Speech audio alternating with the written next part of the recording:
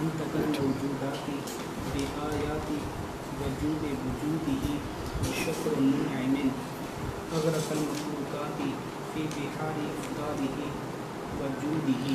بسم اللہ الرحمن الرحیم. شارع نے کہا ان ابہا درر تنظم ببنان البیان واظہر زہر تنثر فی اردان الاذہان حمد مبدع انطق الموجودات بآیات وجوب وجودہ وشکر منعم اغرق المخلوقات فی بحار افضالہ وجودہ. ان ابہا درر تنظم ببنان البیان واظہر زہر تنثر فی اردان الاذہان، اس کے بارے میں ہماری گفتگو ہو چکی تھی. ایسے ہی ہے. فرمائے حمد مبدع انطق الموجودات بآیات وجوب وجودہ. سب سے پہلے یہ بات ذہن میں رکھیں کہ حمد مبدع کا تعلق ہے ان ابہا درر کے ساتھ. ٹھیک ہو گیا؟ ان ابہا درر کے ساتھ ہے حمد مبدع کا تعلق، و اظہر زہر کے ساتھ تعلق ہے شکر منعم کا. شکر منعم ان کے دو اسم گزرے، ابہا درر اور اظہر زہر، دو خبریں ہیں، حمد مبدع شکر منعم. حمد مبدع شکر منعم. پہلی خبر کا تعلق پہلے اسم کے ساتھ ہے، دوسری خبر کا تعلق دوسرے اسم کے ساتھ ہے. اتنی بات آئی ذہن میں جی. مزید دیکھیں کہ کہا کہ حمد مبدع. اب آپ پہلے اسم کو اور پہلی خبر کو ہم لے لیتے ہیں. ان ابہا درر تنظم ببنان البیان حمد مبدع انطق الموجودات بآیات وجوب وجودہ. ان ابہا درر خوبصورت ترین موتیوں میں سے خوبصورت ترین وہ موتی جو بیان کے پوروں سے پروئے جاتے ہیں. بیان کے پوروں سے پروئے جانے والے موتیوں میں سے خوبصورت ترین موتی کیا ہے؟ مبدع کی حمد ہے. مبدع کی یہ معنی بنے گی. بات آپ سمجھے؟ ان ابہا درر تنظم ببنان البیان حمد مبدع، کہ وہ موتی جو بیان کے پوروں سے پروئے جاتے ہیں ان میں سے خوبصورت ترین ابہا، ان میں سے خوبصورت ترین زیبا تر کیا ہے؟ کا حمد مبدع، وہ مبدع کی حمد ہے. کون مبدع؟ کا انطق الموجودات بآیات وجوب وجودہ. وہ مبدع جس نے موجودات کو اپنے وجود کے وجوب کی نشانیاں، دلالات اور علامات کے ساتھ ناطق بنا دیا. مزید بات آگے آ رہی ہے. بات آپ سمجھے نہیں سمجھے؟ ٹھیک ہے. اب یہاں پر آپ یہ بات ذہن میں رکھیں کہ کہا کہ حمد مبدعین. حمد آپ نے پچھلی کتابوں کے اندر بھی پڑھی ہے. حمد کیا ہے؟ اس کی جو معروف تعریف ہے، معروف تعریف یوں کہیے کہ چونکہ شرح تہذیب کے اندر یہ تعریف کی جاتی ہے اور ہمارے طلباء شرح تہذیب میں یہ تعریف پڑھتے ہیں تو اس کے بعد بالعموم یہی تعریف ان کے ذہنوں میں بیٹھتی ہے. الثناء باللسان علی الجمیل الاختیاری نعمتاً کانا او غیرہا. اس لیے کہ جو نقش اول ہے نا ذہن میں، تو نقش اول عمومی طور پہ نہیں مٹتا، اور اگر وہ ماند بھی پڑ جائے تو کچھ نہ کچھ اس کے آثار باقی رہتے ہیں. تو حمد کی تعریف کے سلسلے میں ہمارے جو درس نظامی کے طلباء ہیں، چونکہ اس سے پہلے جو کتابیں پڑھی جاتی ہیں ان میں کسی میں متن میں یا شرح میں سبقاً حمد کی تعریف نہیں پڑھائی جاتی. شرح تہذیب میں سبقاً حمد کی تعریف پڑھائی جاتی ہے. اس کے علاوہ اگر کسی کتاب میں پڑھائی گئی ہے تو یوں ہوتا ہے کہ استاذ نے تقریر کے دوران اضافی افادات کے طور پر بتا دی، لیکن سبقاً جو آپ کی متن یا شرح کے اندر آئے جسے سبقاً پڑھایا جائے، وہ چونکہ شرح تہذیب ہے اور شرح تہذیب میں جو حمد کی تعریف ہے اس لیے وہ مشہور ہو گئی ہے. میری بات آپ سمجھ رہے ہیں؟ وہ ثنا باللسان علی الجمیل الاختیاری یہ نعمتاً کانا ہو گئی رہا. وہ زبانی ذکر خیر ہے جو اختیاری خوبی پر ہو. عام مزید وہ اختیاری خوبی نعمت ہو یا غیر نعمت ہو. میری بات آپ سمجھ رہے ہیں؟ یہ حمد کی مشہور تعریف ہے، مشہور بین الطلبہ. ٹھیک ہے نا؟ یا جو یوں کہی کہ آج کے دور کے جو طلباء ہیں، جو جن کی نصاب میں وہ کتابیں داخل ہیں کہ سب سے پہلی بار جو آتی ہے سبقاً حمد کی تعریف پڑھائی جاتی ہے، وہ شرح تہذیب میں پڑھائی جاتی ہے، اور وہ یہی کہ وہ ثناء باللسان علی الجمیل الاختیاری نعمتاً کانا او گئی رہا۔ میری بات آپ سمجھے؟ یہ حمد کی ہم نے تعریف کر دی، آگے شکر ہے، اس پہ جب بات آئے گی تو پھر شکر اور حمد کے بیچ فرق بھی بیان کیا جائے گا۔ فی الحال آپ جو ہے وہ حمد کی تعریف ذہن میں رکھیں۔ اتنی بات آ گئی ذہن میں؟ جب یہ بات آپ کے ذہن میں آ گئی کہ حمد کے ثناء باللسان ہے، زبانی ذکر خیر کرنا ہے، حمد مصدر ہے، ذہن میں رکھے۔ حمد کیا ہے؟ حمد کیا ہے؟ جب یہ بات آپ کے ذہن میں آ گئی کہ حمد مصدر ہے تو مصدر وصف محض نہیں ہوتا؟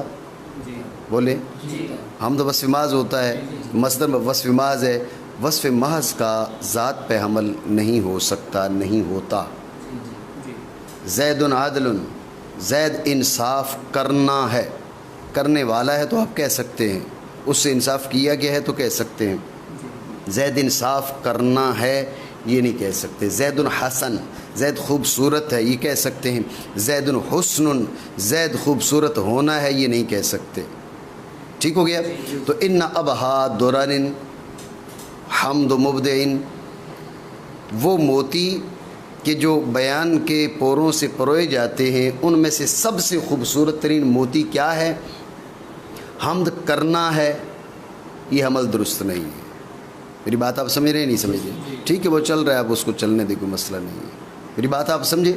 یہ عمل درست نہیں ہے۔ ان ابہا درن حمد مبدعن، سب سے خوبصورت موتی وہ موتی جو بیان کے پوروں سے پروئے جاتے ہیں ان میں سے سب سے خوبصورت موتی حمد کرنا ہے، حمد کرنا ہے، ذہن میں رکھیں، یہ عمل درست نہیں ہے۔ اعتراض آپ سمجھے؟ توجہ رکھیں، اس کا ایک جواب بعض حضرات نے وہی معروف جواب جو دیا جاتا ہے وہ دینے کی کوشش کی، کیا کہ بھئی یہاں پر حمد یہ حمل مبالغتاً ہے، جیسے زید عدل کہا جاتا ہے، زید عدل حمل مبالغتاً ہے، تو یہاں پر بھی حمل مبالغتاً ہے۔ تو مبالغتاً جیسے زید عدل ہے نا، زید عدل، زید انصاف کرنے والا اصل میں، لیکن وہ اس قدر منصف مزاج اور اتنا انصاف کرنے والا گویا کہ وہ عین انصاف بن گیا، عین انصاف بن گیا، تو ہم نے اب اس کو عدل کہہ دیا مبالغتاً۔ تو جس طرح وہاں پر حمل مبالغتاً ہے یہاں پر بھی حمل مبالغتاً ہے۔ بات آئی آپ کے ذہن میں؟ ایک جواب یہ دیا گیا، لیکن آپ یہ ذہن میں رکھیں یہ جواب درست نہیں ہے، اس لیے کہ جب کسی اعتراض کا جواب دیا جائے تو لازمی طور پہ آپ اس پہ غور کریں کہ یہ بنتا بھی ہے یا نہیں بنتا، یا صرف اور صرف مجیب نے، جواب دینے والے نے اپنے سر سے بات اتارنے کے لیے ہمارے گلے میں اس کو ڈال دیا۔ یہاں پر ایسا ہی ہے، اس نے کہا بھئی ایک مشہور جواب ہے زید عدل، تو حمل مبالغتاً، تو یہاں پر بھی حمل مبالغتاً کہ حمد کا حمل مبالغتاً ہے۔ لیکن آپ اس پہ غور کریں کہ زید عدل میں مبالغہ کی توجیہ ہے، مبالغہ کی توجیہ ہے کیا؟ کہ زید اس قدر عدل کرنے والا، اتنا منصف مزاج، اتنا کثیر العدل، گویا کہ عین العدل۔ توجہ ہے؟ اب یہاں پر کیا توجیہ ہوگی؟ ان ابہا درن تنظم ببنان البیان حمد مبدعن، خوبصورت ترین موتی کیا ہے؟ وہ حمد کرنا ہے۔ مطلب وہاں پر تو ہم نے کہا نا عدل اتنا کیا، اتنا کیا، اتنا کیا کہ عین عدل بن گیا۔ یہاں پر آپ کیا توجیہ کریں گے کہ حمد اتنی کی، اتنی کی، اتنی کی؟ کس نے کی؟ کس کی حمد کی بات ہو رہی ہے؟ اس لیے جو توجیہ وہاں پر ہو سکتی ہے وہ توجیہ یہاں نہیں ہو سکتی۔ ایک جگہ پر جس عبارت کی جو توجیہ ہو، یہ بات ذہن میں رکھیں، لازمی نہیں ہے کہ دوسری جگہ اس عبارت کی وہی توجیہ ہو۔ وہاں پر توجیہ ہے، وہ کثیر العدل ہونے کی وجہ سے اس کو ہم نے مبالغتاً عدل کہہ دیا، نفس عدل کہہ دیا۔ یہاں پر ہی وہ توجیہ درست نہیں ہے۔ تو میں نے آپ کو بتایا ایک جواب دیا جاتا ہے حمل مبالغتاً کا یہاں پر بھی، لیکن یہ جواب درست نہیں ہے۔ میری بات سمجھے؟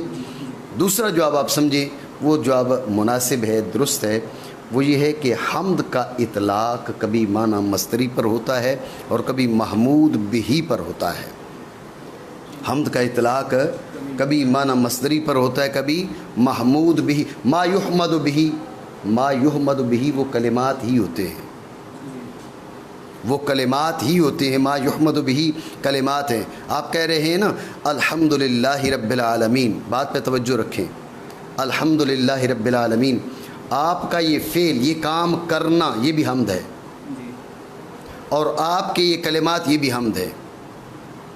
آپ کا کام کرنا حمد ہے معنی مصدری کے لحاظ سے، اور یہ کلمات حمد ہیں بمعنی ما یحمد بہی، توجہ ہے، بمعنی ما یحمد بہی حمد ہے، اور آپ کا فعل بھی حمد ہے معنی مصدری کے لحاظ سے، ٹھیک ہو گیا؟ تو یہاں پر حمد معنی مصدری کے لحاظ سے اس کو نہیں لایا گیا، بلکہ بمعنی ما یحمد بہی، کیا ما یحمد بہی تو معنی مصدری نہیں ہے نا۔ اب معنی پتہ کیا بنیں گے؟ اب یہ بنیں گے ان ابہا درر الکلمات الدالۃ علی الحمد الکلمات التی تحمد بہا، سب سے خوبصورت موتی کیا ہے؟ وہ کلمات ہیں جو دالہ بر حمد ہیں، سب سے خوبصورت موتی وہ کلمات ہیں جن کے ذریعے حمد باری عز اسمہ کی جاتی ہے۔ اس میں کوئی خرابی ہے؟ وہ معنی مصدری، وہ وصف محض تھا، اس کا ذات پہ حمل درست نہیں تھا، اس لحاظ سے اعتراض ہوتا تھا، اس لحاظ سے کوئی اعتراض نہیں ہے۔ میری بات آپ سمجھے نہیں سمجھے؟ میں اعتراض اور جواب مختصر دوبارہ آپ کو بتاتا ہوں۔ اعتراض یہ ہے کہ انا بہا درن، میں نے آپ کو بتایا کہ حمد کا تعلق پہلے جو اسم انا ہے اس کے ساتھ ہے، اور شکر کا جو تعلق ہے وہ اظہر ظاہرین کے ساتھ ہے۔ ہم اظہر ظاہرین پہ گفتگو کر چکے ہیں، لیکن شکر و منعم پہ گفتگو کریں گے تو پھر اس لحاظ سے مزید گفتگو کریں گے۔ یہاں حمد مبدین کا تعلق ہے ابہا درر کے ساتھ، تو اعتراض یہ ہے کہ حمد ہے مصدر، اور مصدر وصف محض ہے، وصف محض کا ذوات پہ حمل نہیں ہو سکتا۔ ذہن میں رکھنا کہ جو مصدر ہے اس کا دو چیزوں پہ حمل ہوتا ہے، اپنے فرد پہ اور اپنے مرادف پہ، یہ بات ذہن میں رکھ لو، ٹھیک ہے؟ حمد کا جو مصدر کوئی بھی ہے اس کا دو چیزوں پر حمل ہوتا ہے، اپنے فرد پہ اور اپنے مرادف پہ۔ مترادف نہیں ہوتا، ٹھیک ہے نا؟ بعض جو اصحاب علم و دانش جی، تو جو دوسروں کو کم علم کہنے والے ہیں تو ان کا معاملہ عجیب سا ہے، ہم اس کی طرف نہیں جائیں گے، آپ کا پیریڈ ختم ہوا چاہتا ہے۔ تو یہ ہے کہ الفاظ جو ہے نا، اسی طرح لفظ ہوتا ہے، لفظ نہیں ہوتا، علم ہوتا ہے، علم نہیں ہوتا، ٹھیک ہے نا؟ اسم ہوتا ہے، اسم نہیں ہوتا۔ تو اپنے تلفظات کو ٹھیک کریں، درست کریں۔ تو جو مصدر ہے اس کا دو چیزوں پر حمل ہو سکتا ہے، ایک کس پر؟ ایک ہے اپنے فرد پر اور دوسرا اپنے مرادف پر، ایک اپنے فرد پر، دوسرا اپنے مرادف پر۔ مترادف بھی درست ہے، مترادف اور مرادف قریب المعنی ہے۔ میری بات آپ سمجھے؟ یہاں پر جو ابہا درر ہے، نہ اس کا فرد ہے اور نہ اس کا مرادف ہے، لہٰذا یہ حمل درست نہیں ہے۔ اعتراض سمجھے؟ تو اس کا ایک جواب بعض حضرات نے دینے کی کوشش کی کہ یہ حمل مبالغتاً ہے، جیسے زید عدل میں ہے۔ میں نے آپ کو بتایا یہ جواب درست نہیں ہے، اس لیے کہ زید عدل میں مبالغہ کی توجیہ تو موجود ہے، اس کی وجہ تو موجود ہے، یہاں پر کون سی آپ توجیہ کریں گے جس کی بنیاد پہ آپ کہہ رہے ہیں کہ حمل مبالغتاً ہے؟ میری بات آپ سمجھیں؟ اور اس لیے یہ جواب درست نہیں ہے۔ دوسرا جواب یہ ہے کہ حمد کا اطلاق معنی مصدری پر بھی ہوتا ہے، حمد کا اطلاق ما یحمد بہ پر بھی ہوتا ہے، محمود بہ پر بھی ہوتا ہے۔ یہاں پر معنی مصدری معتبر نہیں ہے، معنی مصدری کے لحاظ سے حمد کو نہیں ذکر کیا گیا، بلکہ بمعنی ما یحمد بہ الکلمات الدالۃ علی الحمد الکلمات التی تحمد بہا، اس معنی میں ہے۔ تو اب اس معنی کے لحاظ سے یہاں پر آ سکتا ہے، حمل درست ہے۔ میری بات سمجھے؟ پیریڈ ہے 9 بجے پیریڈ ہے، یہ پیریڈ آپ کا فری ہے یا ہاں پیریڈ ہے؟ یہ بتائیں جی، پڑھتے ہیں۔ بات آپ سمجھے نہیں؟ ٹھیک ہو گیا، یہ ہو گیا حمد پر اعتراض، اور اس کا ہم نے جواب دے دیا، ٹھیک ہے۔ اس کے بعد آپ دیکھیں مبدعن، مبدعن سے مراد ذات باری عز اسمہ ہے، ٹھیک ہے۔ مبدع ہے ابداعن سے، کس سے؟ ابداعن سے۔ ذہن میں رکھیں کہ ایک ہے ابداع، ایک ہے اختراع، ایک ہے احداث، ایک ہے تکوین۔ ان کے بارے میں اصطلاحات کا فرق ہے۔ اہل سنت کے ہاں ابداع اور اختراع اس کے ایک ہی معنی ہے. وہ کیا ہے؟ وہ یہ کہ کسی شے کا ایجاد جب کہ اس سے پہلے اس کی مثال موجود نہ ہو، بغیر مثال سابق کے ایجاد شے. توجہ ہے؟ بغیر مثال سابق کے ایجاد شے یہ اختراع ہے، یہ ابداع ہے. ٹھیک ہو گیا؟ لیکن جو تکوین ہے اور احداث ہے یہ عام ہے. کس سے؟ ابداع سے اور اختراع سے. ابداع اور اختراع اخص ہیں اور تکوین اور احداث یہ عام ہیں اہل سنت کے نزدیک. بات ہے ذہن میں؟ یہ میں اس لیے آپ کو بتانا چاہ رہا ہوں کہ جو اصطلاحات کا فرق ہے وہ بھی ہمیں معلوم ہونا چاہیے. بعض اوقات ہم ایک اصطلاح کو لے کر دوسرے فن میں کلام کرتے ہیں، یہ بہت بڑی نادانی ہوتی ہے اور اس سے معاملات میں بڑا خلط ملط واقع ہوتا ہے. جس فن کی اصطلاح ہے، جن لوگوں کی اصطلاح ہے، ان کے نزدیک جو گفتگو ہوگی وہ اسی اسلوب میں ہوگی، اسی انداز میں ہوگی. بات ہے یہ ذہن میں؟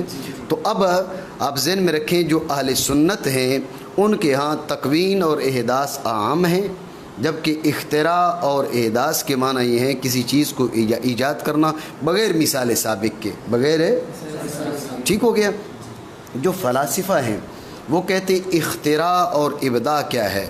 بغیر مدت اور مادہ کے گزرے، بغیر مادہ اور مدت کی مسبوقیت کے ایجاد شے یہ ہے ابداع، یہ ہے اختراع. فرق آیا؟ انہوں نے کہا بغیر مثال سابق کے، انہوں نے کہا بغیر مادہ اور مدت کی مسبوقیت کے. ٹھیک ہے نا؟ بغیر مادہ اور مدت کی سبقت کے جو ایجاد شے ہے یہ فلاسفہ کہتے ہیں یہ ابداع ہے، یہ اختراع ہے. بات ہے یہ ذہن میں؟ اس کے بعد انہوں نے کہا تکوین. تکوین کیا ہے؟ تکوین یہ ہے کہ ایجاد شے بغیر سبقت مادہ کے، ایجاد شے بغیر سبقت مادہ کے. انہوں نے اہل سنت نے کہا تھا عام ہے. ان کے ہاں فرق ہے. ان کے ہاں تکوین کے معنی کیا ہیں؟ تکوین کے معنی یہ ہے کہ ایجاد شے بغیر سبقت مادہ کے، اور احداث ہے ایجاد شے بغیر سبقت مدت کے. ایجاد شے بغیر سبقت مدت کے. تکوین ہے ایجاد شے بغیر سبقت مادہ کے، اس سے پہلے مدت ہو یا نہ ہو اس کی یہ وہ بات ہی نہیں کر رہے. بغیر سبقت مادہ کے یہ ہے تکوین، اور بغیر سبقت مدت کے یہ ہے احداث. میری بات آپ سمجھے؟ یہ ہے فلاسفہ کے نزدیک اصطلاح. یہ صرف اصطلاحات آپ ذہن میں رکھیں، آگے کئی جگہ پر آپ کو ان کا فائدہ ہوگا. تو میں نے آپ کو یہ بات بتائی کہ ابداع مبدع ابداع ان سے ہے. ابداع ان کے معنی جو اہل سنت کے نزدیک ہے وہ یہ کہ ایجاد شے بغیر مثال سابق کے. ٹھیک ہے نا؟ اور تکوین اور احداث دونوں عام ہیں اہل سنت کے نزدیک اختراع اور ابداع سے، برخلاف فلاسفہ کے. ان کے اختراع اور ابداع کیا ہے؟ وہ کہتے ہیں کہ ایجاد شے بغیر سبقت مادہ اور بغیر سبقت مدت کے. ایجاد شے و بغیر سبقت مادہ اور بغیر سبقت مدت کے یہ اختراع ہے، یہ ابداع ہے. برخلاف کس کے؟ تکوین کے. یہ ایجاد شے بغیر سبقت مادہ کے، اور احداث کے ایجاد شے بغیر سبقت مدت کے. اتنی بات ہے یہ ذہن میں؟ جب ان کے ہاں اختلاف اصطلاح کا، فلاسفہ کے ہاں اختلاف اصطلاح ہے، اس لیے پھر یہ کیا کرتے ہیں، ان کے ہاں قدم اور حدوث کی پھر تقسیم ہوتی ہے. قدیم بالذات، قدیم بالزمان، حادث بالذات، حادث بالزمان. ذہن میں رکھیں قدیم بالذات اس کو کہتے ہیں جس میں غیر اثر انداز نہ ہو، جس میں غیر اثر انداز نہ ہو، یہ قدیم بالذات ہے. قدیم بالزمان کیا ہے؟ کہ جو مسبوق بالعدم نہ ہو. قدیم بالذات یہ ہے جس میں غیر اثر انداز نہ ہو. قدیم بالزمان کیا ہے؟ جو مسبوق بالعدم نہ ہو. تو حادث بالذات اس کے مقابل قدیم بالذات کیا تھا؟ جس میں غیر اثر انداز نہ ہو، اور حادث بالذات کیا ہے؟ جس میں غیر اثر انداز ہو. ٹھیک ہو گیا؟ اور قدیم بالزمان کیا تھا؟ جو مسبوق بالعدم نہ ہو. تو حادث بالزمان کیا ہو جائے گا؟ جس پہ جو مسبوق بالعدم ہو. بات ہے ہی ذہن میں؟ یہ اصطلاحات کا آپ فرق ذہن میں رکھیں. بات تھی حمد و مبدع کی. تو مبدع آپ لیں اہل سنت کی اصطلاح کے مطابق، جب بھی ذات باری عز اسمہ مبدع ہے، اور آپ مبدے لیں، کس اصطلاح کے مطابق؟ فلاسفہ کی اصطلاح کے مطابق، اس لیے کہ اللہ رب العالمین کا ایجاد بغیر مثال سابق کے بھی ہے، بغیر سبقت مادہ اور بغیر سبقت مدت کے بھی ہے، تو لہٰذا اصطلاح فلاسفہ لیں اس مقام پر، اصطلاح فلاسفہ لیں یا اصطلاح اہل سنت لیں، بہرحال ذات باری عز اسمہ کے لیے جو فعل ابداع ہے وہ ذات باری تعالیٰ کے لیے ثابت ہے۔ یہ بات اپنی جگہ پر ایک چیز ذہن میں رکھیں کہ تکوین میں اشاعرہ اور ماتریدیہ کے بیچ اختلاف ہے، آپ کے ذہن میں شاید ہے یا نہیں۔ میں نے المسائل الخلافیہ بین الاشاعرہ والماتریدیہ جب اس پہ میں نے دروس دیے تھے تو اس میں نے تکوین کی وضاحت اور اس سلسلے میں اہل سنت اشاعرہ، اہل سنت ماتریدیہ، ان کے بیچ فرق بھی بتایا تھا کہ اہل سنت اشاعرہ کے نزدیک جو ہیں جو تکوین ہے یہ صفات افعال سے ہے، ٹھیک ہے نا، جسے ہم جنہیں صفات اعتباریہ کہا جاتا ہے، برخلاف کس کے؟ ماتریدیہ کے۔ ہمارے نزدیک کیا ہے؟ یہ صفات معانی سے ہے، صفت وجودیہ ہے، جیسے علم ہے، سمع ہے، بصر ہے، قدرت ہے، ارادہ ہے، کلام ہے، حیات ہے، یہ صفات معانی ہیں۔ اسی طرح 8ویں صفت معنی اہل سنت ماتریدیہ کے نزدیک صفت تکوین ہے۔ یہ تکوین میں یوں اختلاف ضرور ہے اپنی جگہ پر، لیکن جو اصطلاحی اختلاف ہے کس لحاظ سے، جو میں نے آپ کو بتایا ابھی پہلے جو بتایا، یہ اہل سنت ماتریدی اور اہل سنت اشاعرہ والا نہیں ہے، یہ اہل سنت ایک جانب ہیں اور جو فلاسفہ ہیں وہ دوسری جانب ہیں۔ اہل سنت ایک جانب اور فلاسفہ دوسری جانب۔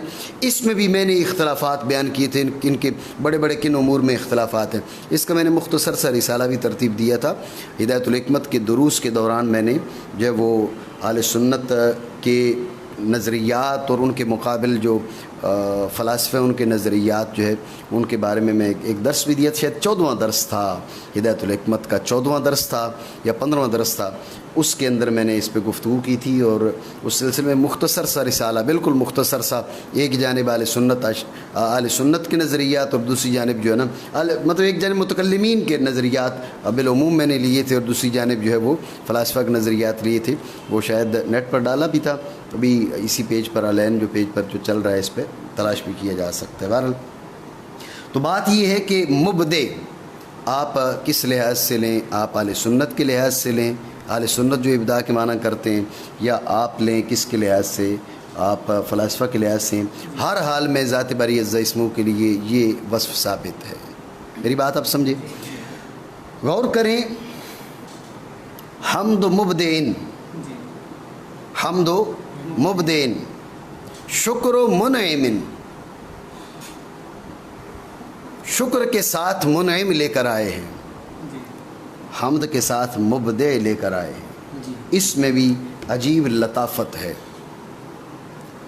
حمد کے ساتھ مبدع لے کر آئے ہیں اور شکر کے ساتھ منعم لے کر آئے ہیں۔ حمد کے ساتھ مبدع لانے میں کیا لطف ہے؟ اس میں یہ لطف ہے کہ شکر ہوتا ہے نعمت پر، ٹھیک ہو گیا، شکر ہوتا ہے نعمت پر، وہاں منعم لے کر آئے ہیں۔ اور حمد کیا ہے؟ وہ نعمت کے ساتھ مقید نہیں ہے، اور ادھر ابداع جو ہے وہ نعم کے ساتھ مقید نہیں ہے۔ رب کریم جل مجدہ نے جن چیزوں کو ایجاد فرمایا وہ ساری کی ساری نعمتیں، مطلب وہ نعم شمار نہیں ہوتی ساری کی ساری، یا ساری کی ساری نعم شمار ہوتی ہیں؟ ساری کی ساری نعم شمار نہیں ہوتی۔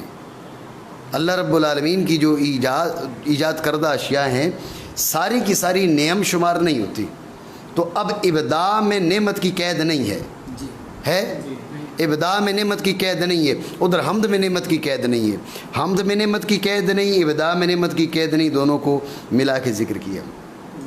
شکر نعمت پہ ہوتا ہے، منعم بھی نعمت فرمانے والا، تو شکر کو منعم کے ساتھ جوڑا۔ لطف ہے نہیں ہے؟ ایک اور لطف بھی ہے، دیکھیں۔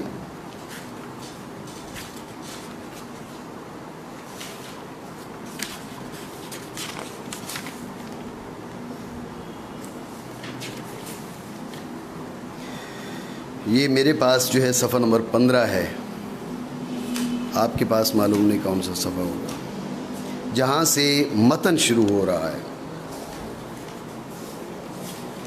قال بسم اللہ الرحمن الرحیم،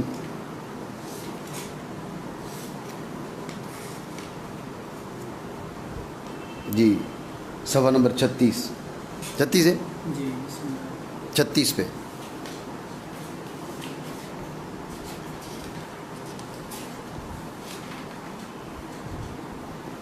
تو قال بسم اللہ الرحمن الرحیم الحمدللہ الذی ابدع نظام الوجود، ابدع نظام الوجود۔ مصنف نے بھی حمد کے ساتھ ابداع کا ذکر کیا، شارح نے بھی حمد کے ساتھ ابداع کا ذکر کیا۔ یہ دوسرا اس کے اندر لطف ہے جس کو شارح نے اختیار کیا۔ یہ شارحین عظیم الشان اور عظیم المرتبت لوگ تھے۔ اس کے بعد مصنفین ہم جیسے لوگ ہو گئے کہ بھئی اللہ رب العالمین ہم سے کوئی درست بات کہلوائے تو نکل جاتی ہے، باقی اپنی حالت کوئی ایسی نہیں ہے۔ تو بہرحال میں نے آپ کو بتایا حمد کے ساتھ مبدع جوڑنے میں دو لطافتیں ہیں۔ ایک تو یہ کہ ابداع کا تعلق صرف نعم سے نہیں ہے بلکہ نعمت اور غیر نعمت، اور انعام کا تعلق زیر نعمت سے ہے۔